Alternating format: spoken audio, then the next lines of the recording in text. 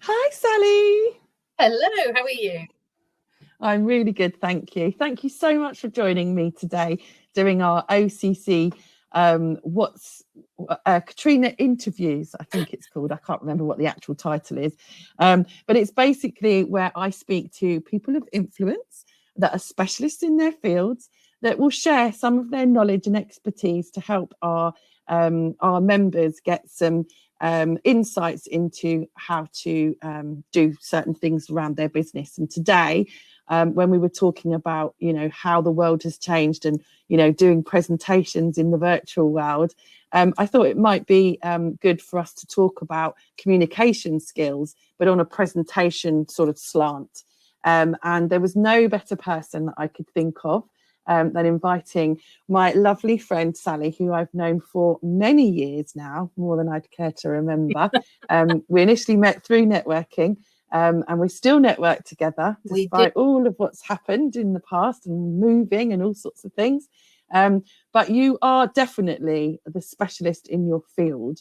And, in terms of presentation, you are also an author on the subject. I am. So, yes, we've definitely got a good person to help us with this. You'll have to get it out and show us it in a bit. Okay. So just basically, how do you think that the world has changed in terms of, us working more online, and how has that impacted on, businesses being able to do presentations? I think before lockdown 1, a good proportion of society did not sit on a camera. They didn't talk to each other on camera in the way that we do now on a daily basis. I think that's been the biggest impact. Is when I first started doing this sort of work, which was 20 years ago, we'd be asked to do presentation training, asked to do training using a video camera, and we would say no, because the vast proportion of people that we were training were never going to be on camera. So the last thing you need to worry about when you're not going to be seen on camera is what you look like on camera. So we didn't use videos for our basic training until somebody felt they were advanced, and then we might.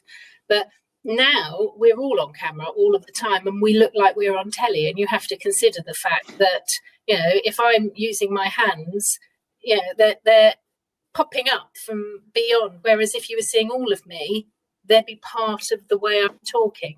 And I need to look at the camera rather than at you when I'm speaking, because now I'm looking at you. Oh yeah, I keep forgetting that.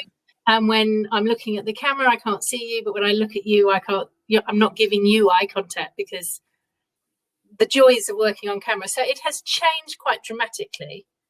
But the core part of presenting is the same. Because if you don't feel comfortable in your own skin, it doesn't matter whether you're on a stage, across a table, or speaking to camera, you're never going to be the best version of you. So yes, it's had a dramatic impact, and the tools are changing and will continue to change. But the essence of what makes a great presenter, which is you being the best version of you in that moment, hasn't changed at all. Yeah. And, some of the OCC members might recall, but in June last year, I was asked to participate in a Women's Day event, which talked about women's struggles and stories. And so it wasn't a business forum that I was going to be in. It was going to be a more sort of personal story that I was going to be sharing. And this was very early in lockdown life. So, originally it was going to be a face-to-face event that had to go online. And I just got so scared. I mean, I was nervous doing it in the first place, when it was face-to-face. But the fact that they wanted me to do it on video was just really, really scary. So I picked the phone up to you because I thought, if there is anybody that is going to be able to help me, it's going to be you. And, what you've just alluded to there about the essence of, being confident in yourself, you took me through a process that really did make me see what was important, and what some of the things that I was thinking of actually were not really relevant. And just having that, that space to explore that with Yeah. you was, oh God, I can't, it was just brilliant. It really was brilliant. And, you know, I think that is one of the reasons why, you know, I wanted to cover this in one of the insights, because, you know, even if you're not doing presentations for a sales perspective and you want to just engage with, you know, people, you know, your clients online, you know, there are certain things that you can do that will help build that confidence in yourself, because it's very difficult as well to read people, isn't it, when you can't see them? Yes, well, you're not looking in, at you know, the whole full message. You know, because I could be waving my hands around down here and you'd be never not aware of it. My top tip is let them see your hands if you are a gesticulator, because otherwise it will feel very abnormal for you. And your hands are also your trust indicators. So if people can see a bit of your hands, they're more likely to trust you.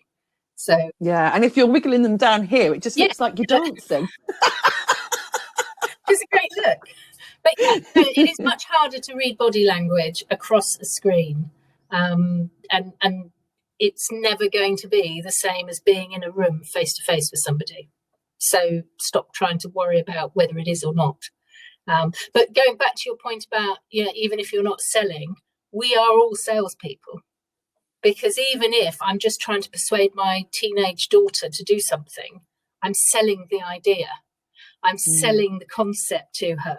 So it's all communication is sales. It's just we've given selling a bad name. But it's all about selling, communicating with somebody to the best of your ability in that moment, so that what you're saying is clear, concise, and carries the weight of the argument, whatever that argument is. And we can do that over the screen. It's just not the same, but it's not right or wrong. It's just different. So in terms of, you know, unfortunately, you can't see the audience at the OCC, but they are all business owners, and they have, you know, various different types of businesses. But they are all networking online now. We run our OCC online. Have you got maybe 5 top tips that you could maybe share with us for us to think about before we start our events? Throw that at me. Why don't you? 5 top tips for communicators. So the first thing to remember is that you want to be you. And pretending to be somebody else is never going to work. So stop trying to be somebody different. Be you. Consider your posture, because that's the key to people seeing you as authoritative and influencing and all the things you want them to do. So sit up. I was having a conversation with somebody earlier who was sitting like this, which I'm sure was very comfortable, but in terms of the authority she carried on the screen, it immediately minimized her. So if you sit with your bottom as far back in the chair as you can with your feet still on the floor, and imagine that there is a string running from the top of your head above, and somebody taller than you pulls it, and you're wearing a small jacket that ends at your waist, and somebody pulls it very slightly so that your shoulders go back. You are now sitting in what we call a positive sitting position. And what that does is it opens up your lungs so that you can breathe. You look more alert, you look more interested, and therefore you will appear more interesting, even if you're not saying anything, because people like people who look like they're interested in them, and will therefore imply an interest in you that may or may not be valid. So just by changing your sitting position, you will start to feel more capable. We say that if you look and sound confident, you will start to feel confident. And there's an enormous amount of research now that proves that by changing your physicality, you change your mind. So by changing the way you sit, you can change what's going on in your head. So if you're beginning to panic or becoming fearful, just sit up straight, and you will sit slightly wider than you would normally. Put your hands on the side of the desk rather than on your lap, and start to position yourself so that you're a little bit larger than you might be otherwise, and you'll start to feel more confident. So that's the first thing.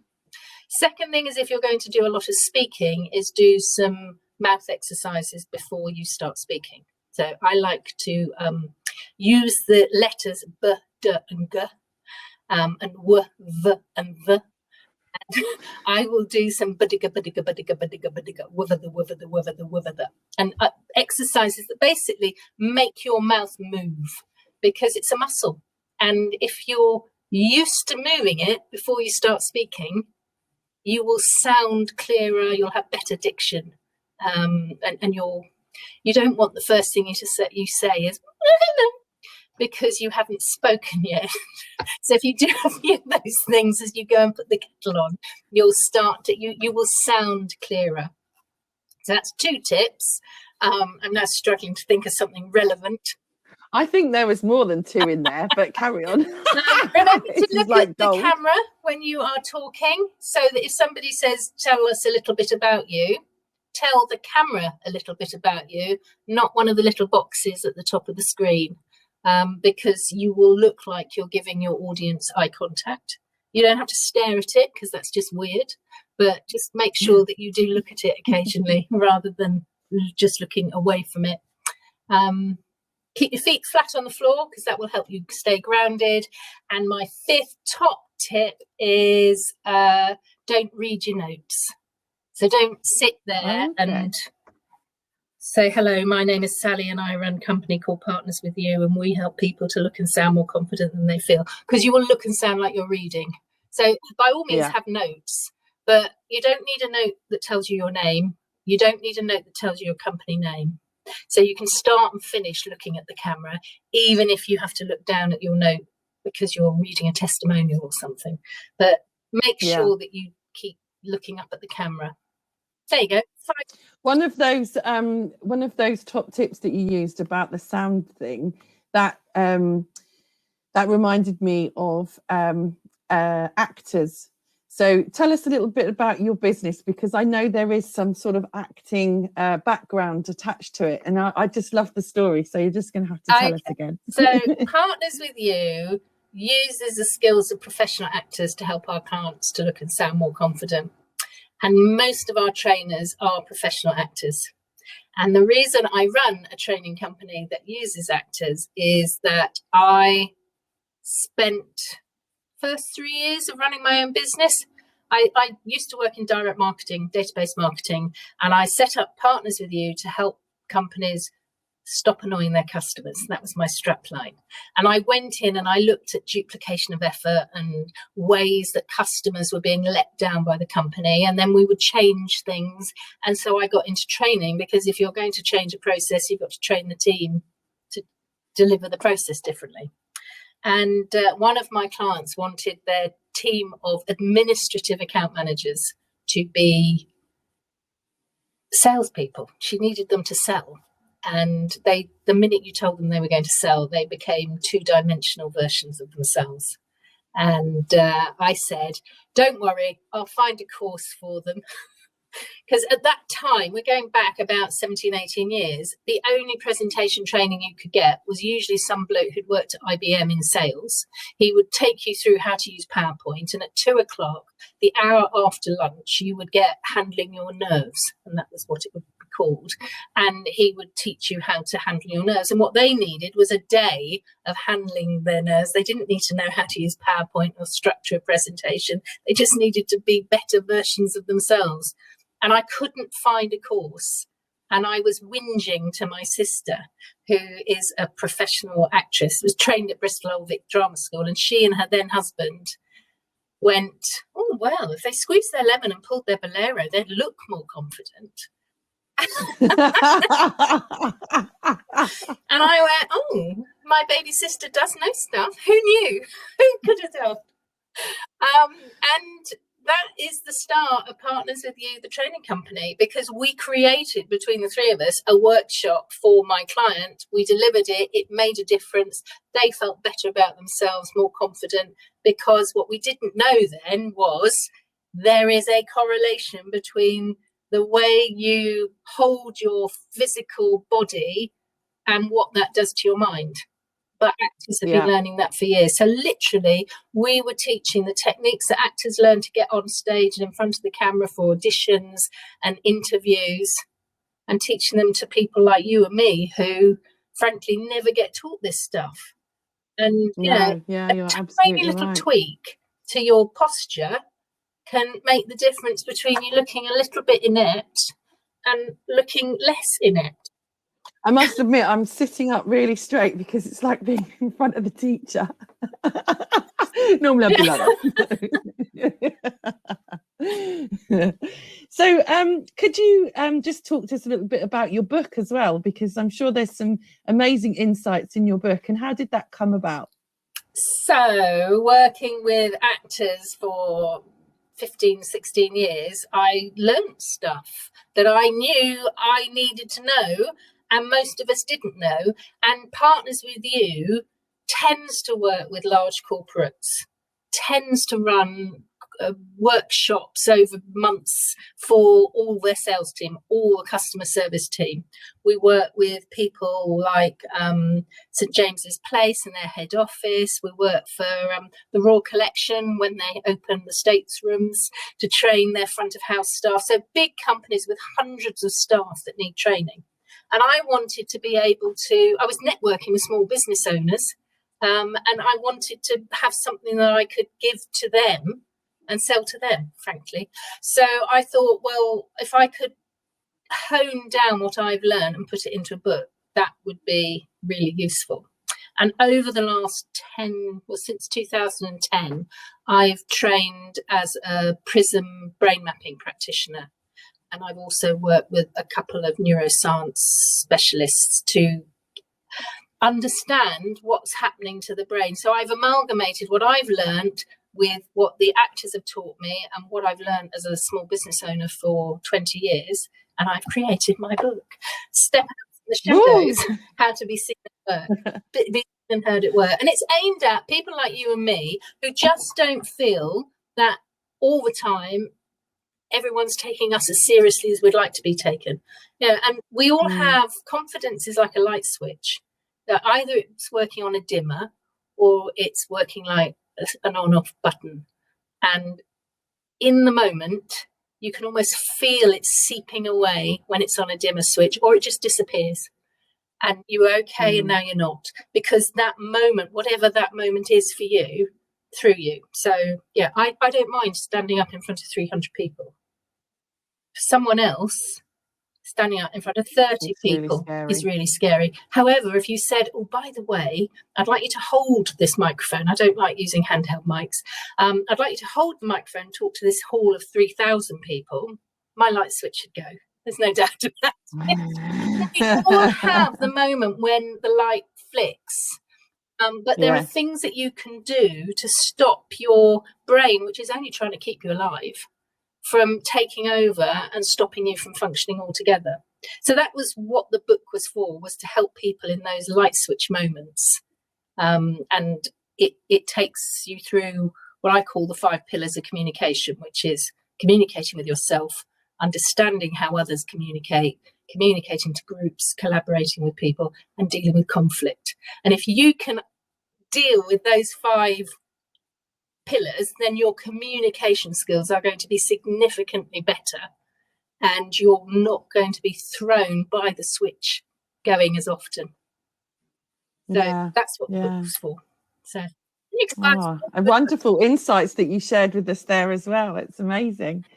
You did mention before we started recording this that you might have a little bit of a giveaway for the OCC. I did, yes. I've recently released the Chapter 8, which is from the book, which is about communicating over technology. So given what we've been talking about, I thought it'd be useful. Yeah. So it's the chapter in the book that talks about email and telephone and communicating over video.